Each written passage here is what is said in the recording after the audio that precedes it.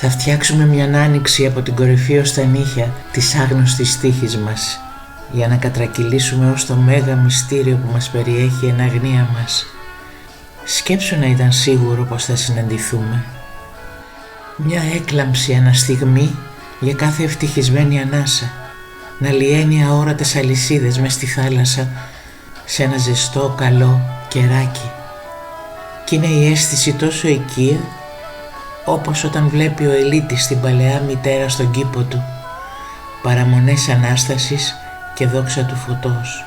Για ένα ταξίδι κατεβαίνουν και οι άγγελοι στη γη, να βρουν ένα τραγούδι για να κλάψουν, με ένα ποίημα να δραπετεύσουν από την τελειότητα. Πάρε μου μια μινιατούρα ακρογιαλιά να βάλω στο σαλόνι, θάλασσα με χάδι. Μη μου φέρνεις άλλα θυμητικά ως τον Μάη. Κάθε μέρα ένα λουλούδι φυτρώνει στα χείλη μου για να έρθεις.